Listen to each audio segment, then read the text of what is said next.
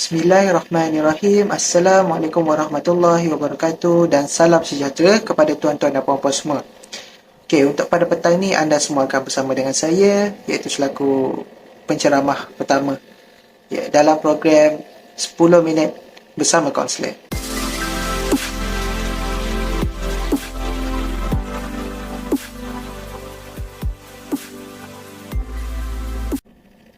Okey, macam biasalah, untuk pertama sekali kita akan mulakan dengan pengenalan diri saya, iaitu saya Muhammad Ali bin Hairuzaman selaku kaunselor pelatih di UiTM Cawangan Perak, kampus Seri Iskandar. Kita akan bincangkanlah tentang tajuk iaitu kenapa kita perlu jaga kesihatan mental.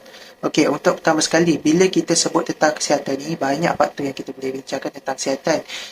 Yang pertama sekali iaitu berkaitan yang secara umumnya orang akan tahu iaitu kesihatan fizikal lah. Kan, kesihatan dari segi fizikal, kesihatan dari segi mental lah. Cumanya kebanyakan orang akan lebih tekankan kepada kesihatan fizikal. Okey, tapi pada masa sekarang ni kalau kita tengok, kebanyakan orang akan lebih menekankan kepada kesihatan mental. Okey, macam yang kita tahu, kalau kita tengok banyak-banyak program yang ada kat luar sana kan, lebih-lebih lagi anjuran daripada hikmat perkhidmatan kaunseling kan, daripada pakar-pakar psikologi. Kalau kita tengok lah kan, kebanyakan mereka akan lebih menekankan tentang penyedaran apa itu sebenarnya kesihatan mental dan kepentingannya kepada diri kita. Apabila kita sebut tentang pengenalan tentang diri, pengenalan tentang apa-apa sajalah, kita mesti akan tahu juga tentang kita punya tajuk kan, iaitu apa itu sebenarnya kesihatan mental. Okey, untuk pertama sekali, kesihatan mental itu sebenarnya berkaitan tentang satu keadaan individu yang sejahtera dan dia berupaya untuk menyedari keupayaan diri dia, dapat mengawal tekanan dengan baik dan juga dapat berlaku produktif serta dapat menyumbangkan sesuatu kepada masyarakat. Kesihatan mental ni juga dia membantu untuk individu tu untuk berlaku lebih efektif lah, untuk bekerja dengan lebih efektif, lebih produktif. Macam kita punya fizikal juga, kalau kita tak sihat badan, kita pun tak boleh nak bekerja dengan baik. Macam itu jugalah kesihatan mental. Kalau kita keadaan mental kita dalam keadaan yang penuh dengan tekanan, dalam keadaan yang penuh depresi dan penuh dengan kerisauan kan, benda yang belum jadi pun kita dah risau semua kan. Jadi dia akan membantukan kita untuk buat kerja dengan baik. Okey, bila kita sebut tentang kesihatan mental ni juga kan, kesihatan mental ni pun kita boleh lihat sebagai satu ekspresi emosi ataupun perlambangan, iaitu keupayaan seseorang tu untuk mengawal tekanan dan juga untuk memenuhi tuntutan hidup. Okey, sebagai contoh, kita bagilah dalam satu situasi iaitu yang mana terdapat dua individu. Okey, iaitu ada individu A dan juga individu B.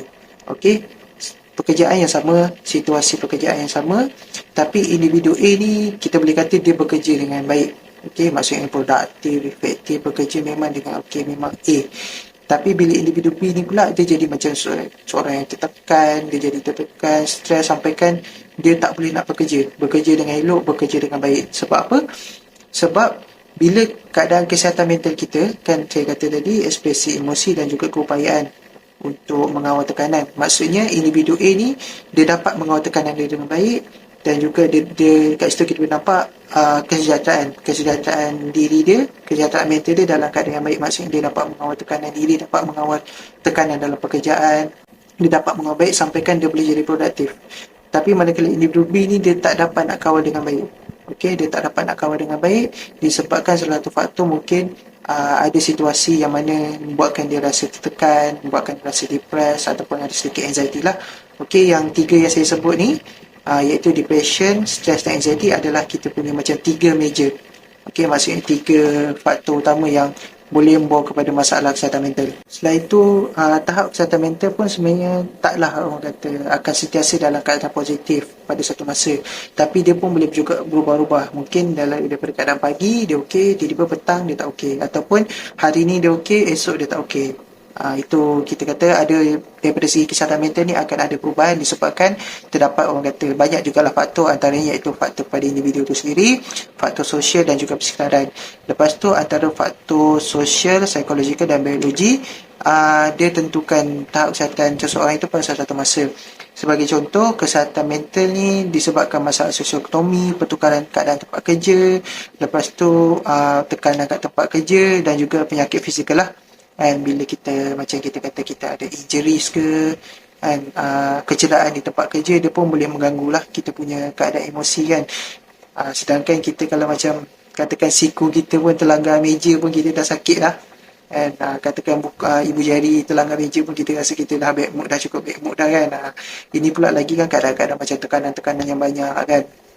Itu yang sikit, yang besar pun kita pun tak boleh bayar lah macam mana kan. Lepas tu seterusnya, kesihatan mental ni dia berbeza tau sebenarnya dengan penyakit mental. Okay, kesihatan mental ni lebih kita kata macam keadaan emosi yang agak kurang stabil lah pada waktu tu kan. Mungkin macam saya katakan sebelum ni, iaitu 3 meja, iaitu dia mungkin ada salah satu, iaitu mungkin dia tertekan, dia depressed, ataupun dia anxiety, ataupun dia ada semua sekali, ataupun dia ada dua ke, dia ada dua lah daripada 3 ni. Okay, itu yang kita boleh kata bila itu keadaan kesihatan mental yang tidak baik, dia kebiasaannya dia akan ada 3 daripada ni. Tapi beza pula dengan penyakit mental. Okey, penyakit mental ni antara penyakit yang boleh mengganggu, memang kita kata mengganggu sepenuhnya lah kita punya keadaan otak kita untuk melakukan satu pekerjaan. Okey, antaranya kalau macam kita dengar iaitu PTSD lah kan, post traumatic disorder, ataupun ADHD dan juga OCD, dan macam-macam lagi lah, bipolar. Okey, itu antara penyakit-penyakit yang ada kita boleh kata dalam DSM-5. Bila kita sebut tentang kesihatan mental ni pun, kita bukan kata dia tak adalah orang kata gejala-gejala kan. Adalah juga tanda-tanda dia dan tu juga gejala-gejala dia, iaitu macam mana yang kita tahu, kadang ada istilah-istilah yang kita gunakan sebagai contoh bad day, bad mood, contoh macam tu lah kan. Itu antara tanda-tanda yang seseorang itu dalam keadaan kesihatan mental dia agak kurang baik lah. Dan kalau daripada kita sebut tentang gejala dan juga tanda-tanda ni, kita boleh bagikan kepada 3, iaitu secara fisiologi, iaitu kita boleh tengoklah secara seseorang dari segi luaran lah. Maksudnya bila dalam keadaan situasi yang kesihatan mental kurang baik, dia akan memberikan toksik lah kepada badan kita. Okey, kita katakan sebagai macam aura-aura negatif lah kan. Aura negatif tu dia akan berikan kesan kepada tubuh badan kita, kepada organ-organ dalaman, dan sebagai contoh bila tekanan terlalu tinggi, dia boleh membawa kepada darah tinggi kan, ataupun dia boleh membawa kepada sakit jantung. Maksudnya jantung tiba-tiba rasa macam tiba-tiba lemah jantung kan, disebabkan orang kata kesihatan mental kurang baik, mungkin disebabkan tekanan, stres dan anxiety semua itulah. Okey, dan seterusnya kita boleh juga tengok pada dari segi perubahan tingkah laku lah kan, perubahan tingkah laku yang mana tiba-tiba seseorang ni pada hari ni dia nampak macam positif, okey, bila bergurau semua okey, tapi tiba-tiba pada keesokan harinya dia nampak macam kelihatan tiba-tiba rasa macam semua nak marah kan, bad mood. Itu yang saya kata bad mood tadi, tiba-tiba dia nampak macam bad mood, jadi agresif. Lepas tu macam semua benda tak setuju, macam tak boleh buat bincang, kata kan, tak boleh buat bincang langsung lah. Lepas tu dari segi psikologi pula, dia macam selalu rasa tak puas hati. Lepas tu macam mudah terasa murung, lepas tu macam merasa penat gitu kan.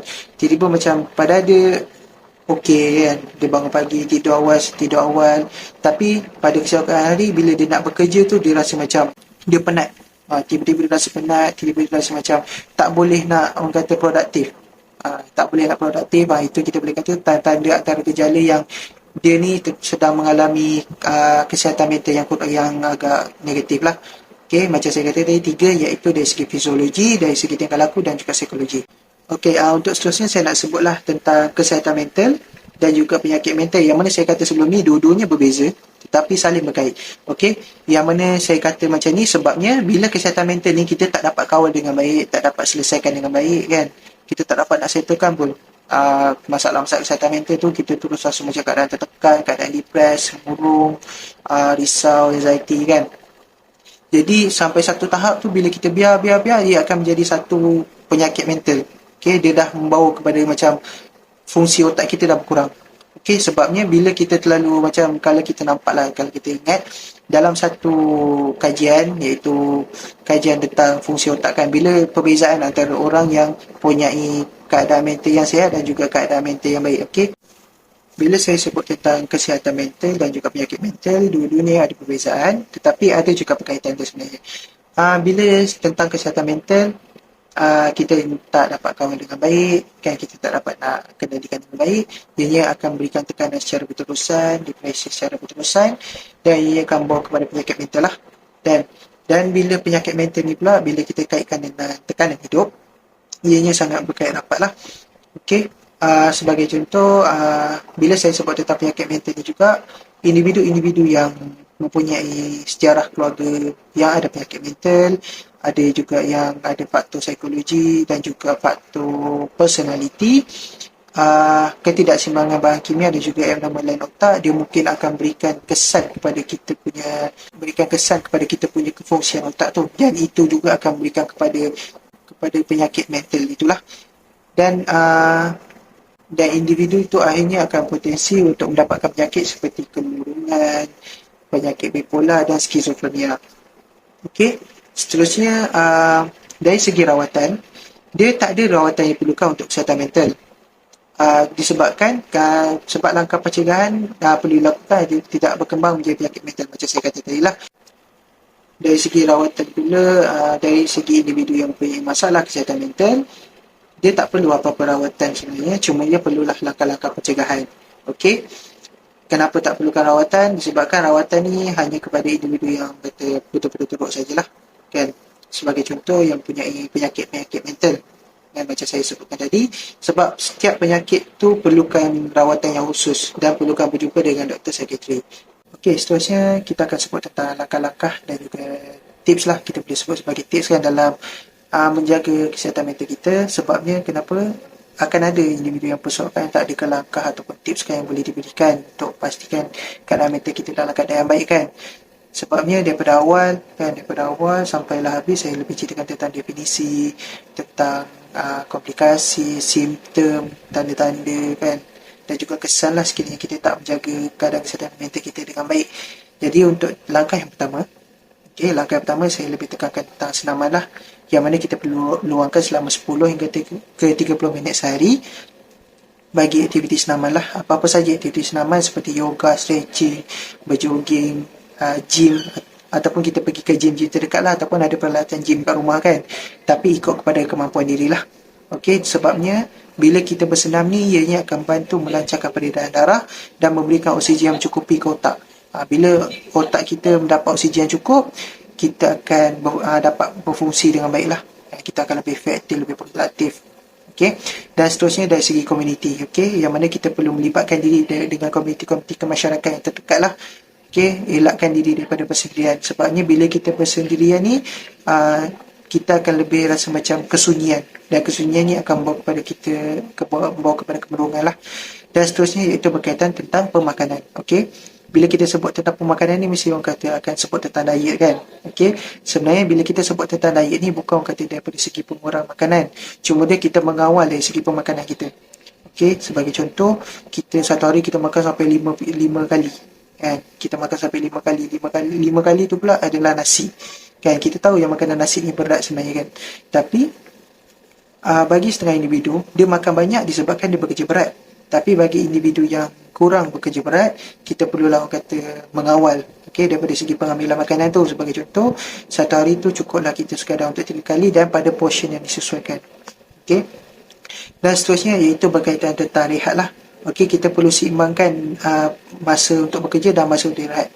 Be profesional lah, dan pastikan makan dan tidur mengikut masa yang ditetapkan. Okey, dan disebabkan apa? Bila kita keadaan fizikal kita yang sihat, kan, bila kita keadaan fizikal yang sihat, otak kita pun akan menjadi sihat. Sebab apa? Macam saya kata tadi, badan sihat, otak cergas. Lepas tu dari segi bantuan pula, iaitu kita perlulah berkongsi masalah dengan kawan-kawan yang rapat. Okey, seperti ahli keluarga dan juga kawan-kawan lah. Ataupun salah satu, kalau macam kita rasa kita perlukan bantuan daripada seorang pakar, kan, daripada seorang yang profesional, kan, bolehlah kita berjumpa dengan kaunselor-kaunselor yang kita kenal, ataupun maksud saya bukanlah kita kenal sebagai kawan, maksudnya kita tahu nama dia, kita ada juga macam kenalan-kenalan yang tahu tentang macam mana nak contact, kan, dengan kaunselor-kaunselor terdekat lah. Kalau kita macam rasa macam malu, kan, macam rasa diri sendiri tu malu nak berkongsi dengan kawan-kawan, malu nak berkongsi keluarga, kita boleh berkongsi dengan kaunselor lah. Dan seterusnya, saya rasa itu saja daripada saya, dan diharapkan untuk kita berjumpa lagi pada perkongsian yang akan datang. Untuk itu saya ucapkan terima kasih kepada tuan-tuan dan puan-puan sebab sudi luangkan masa selama 10 minit 10 minit untuk mendengar saya punya luahan lah, kan, saya punya perkongsian berkaitan tentang kenapa kita perlu menjaga kesihatan mental kita. Okey, untuk itu saya ucapkan terima kasih dan Assalamualaikum.